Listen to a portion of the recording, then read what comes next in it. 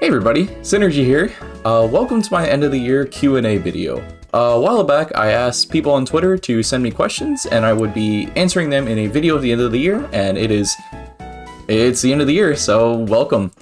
I'm still bad at intros, but let's just get right into it. The first question was asked by Jason Ganara, sorry if I'm saying that wrong. Do you think the pros of having discards outweigh the cons of running out of spells? Okay, so this one's an interesting one. I definitely think the pros of discards absolutely outweigh running out of spells, mostly because of the amount of applications and tricks that discards can give us. Discards are a great way of playing defensively alongside Arc Thunder. They're also a great pressuring tool. They give us a lot of different mix-ups. They let us cover they let us cover the air, they let us cover the ground below us. They also let us pressure the opponent on their shield a lot easier. But I think absolutely there's way more uses to discards, and they outweigh the fact that we run out of spells, in my opinion. Nerix on Twitter asks, if you haven't answered this question already, what does your training mode routine look like? So I actually have a whole video that breaks down my training mode routine on my YouTube that I would highly suggest you watch. But basically it boils down to like discard handling and drills and stuff like that. So basically like catching discards in various ways, like utilizing them in various ways, stuff like that. And then there's also B-reverse movement in conjunction with platforms, just making sure that my movement feels nice and smooth. There's also thunder canceling that I practice pretty frequently on platforms and stuff like that, which is a great mix-up to have. And then there's also like practicing Elwyn cancels, of course. And then there's a new one that is like reacting to like DI and stuff like that. So I will, I will go into the training mod pack, I will push them to the corner. I will set it to either DI out or DI in at about 65 to 70. If they DI out, then I will back air on reaction to see if I can get it before they air dodge. Or if they DI in, then I get the up air for the guaranteed damage. So yeah, I would highly suggest watching the video if you want to know more. Delzathin, sorry if I'm saying your name wrong, friend, asks, when you're learning a new combo or tactic, how do you make the jump from getting it working in training to implementing it in actual matches in real time? So when I am learning a new concept or practicing a new concept or setup, I will practice it in training mode until I can get it at least 9 out of 10 times, and then I will slowly try to figure out where is the best place that I would work this into my play, and also determine whether or not this is going to be super practical and optimal or a just solid mix-up to keep in my pocket.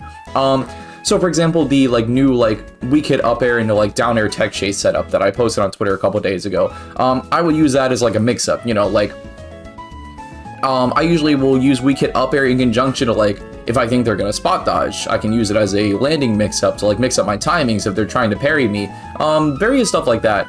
So it's all about just trial and error basically.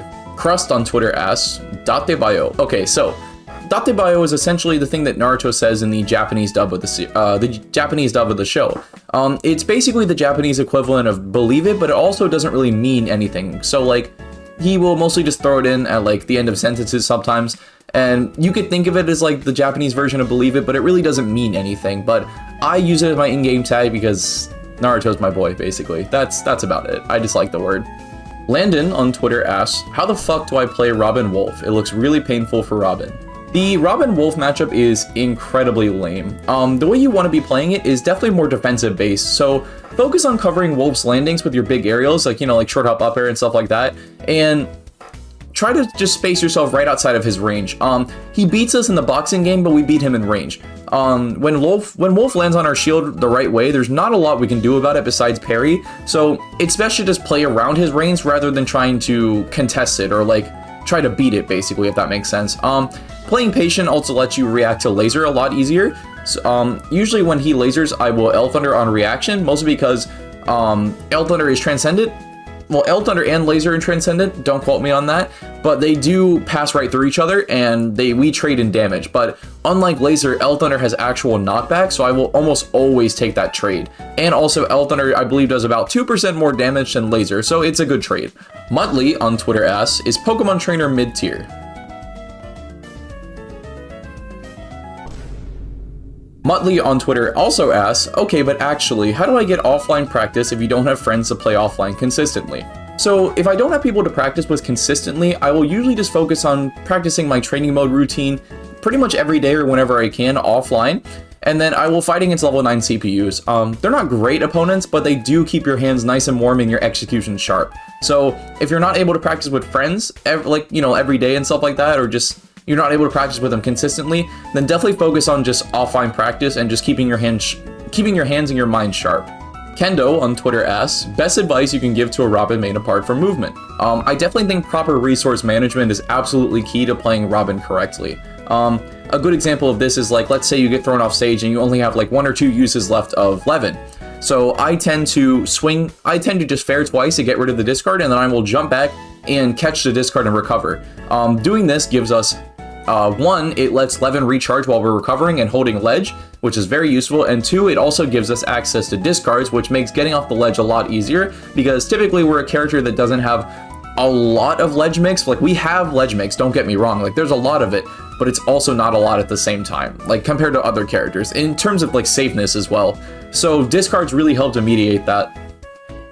But yeah, proper resource management is definitely key to playing Robin correctly, so just make sure you're paying close attention to how much you have left of each spell and using them up when you absolutely need to. Rye Guy the Science Guy asks, why did you become a Robin main?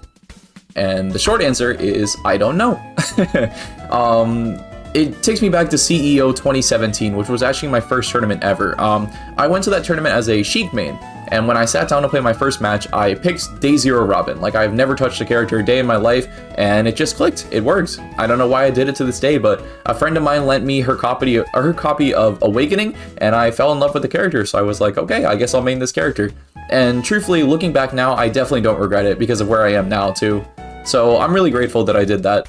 But the short answer is, I have no idea. Strawberry Milkshake on Twitter asks, how do you deal with less than great performances, losses, dips, inconsistency in a competitive setting? Do you try to brute force your way out of the inconsistency, or do you take a step back and stop playing for a while?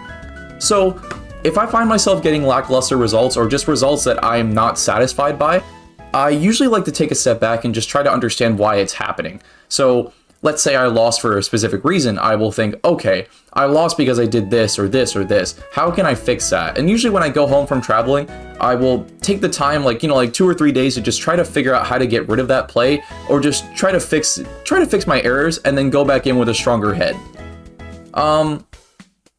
Consistency is something that is going to come naturally, and it definitely isn't something that you should try to force. So just focus on playing to learn and just playing to practice and trying to figure out what you're doing wrong after every tournament. It's very important in the beginning that when you are losing, you have to understand why you are losing, or else you're never going to improve or fix that level of consistency that you want. So yeah, I hope that answers the question. Deadeye asks 3 questions. 3 questions. How do you deal with the Ness matchup? So what it really boils down to is space yourself right outside of Ness's burst range and focus on whiff punishing him, because we outrange him greatly, besides like maybe back air. Back air is pretty much the only thing that can even like possibly even outrange us if we space bad. But I tend to just whiff punish Ness. If he jumps to the platform, he's probably going to PK fire. If he's on the ground, then you just short hop fast fall nair, and you either fade back, fade in, or jump in place and do it. And there's not a lot Ness can do about that. I make it sound really easy, but it truly is, like, honestly an easy matchup if you just take a step back and realize he can't outrange us, and Magnet is very baitable because we also have a huge sword. So yeah, I hope that answered that question. The second question they ask is, any basic guideline for matchup playstyles? As an example, I learned that in the Pikachu matchup, you have to play more aggressive because you lose versus T-Jolt spam. So, first up, I think you should definitely be playing the Pikachu matchup to play to cover options, simply because we can't beat him in the boxing game, neutral. Basically, we don't beat Pikachu in any department. So, you should definitely be playing to cover options instead. So, like, throwing out multiple moves at the same time that would cover the most options against Pikachu, and try to stuff him out, or like, try to stuff him out and don't let him in. Anyways, the way I generalize things is I put them into basically character archetypes. Am I saying that right? Archetypes? That's probably right. Basically, if they are a primarily aggressive character, I will play more defensive. If they are a campy character, then I will play more aggressive myself. But if they are an all-around character, then I kind of just cycle between like aggressive, passive, and defensive. So it depends on the character type, and it depends on what they are trying to accomplish in the match. And the third and final question asks, do you play with AB for smash attacks on? So I actually use completely default controls for Robin. I don't recommend tap jump. I've just been playing tap jump since I was a kid, so it just feels really natural to me. But I would highly suggest default controls for everything else and using XY jump for Robin. Smash stick is absolutely recommended for Robin because I think it allows you to seamlessly switch between 11 sword and bronze sword without needing to do a manual smash attack input in the air, which is very, very useful to have, in my opinion. So yeah, I hope that answers the question. Anyways, guys, that's gonna wrap up my Q&A video for the day.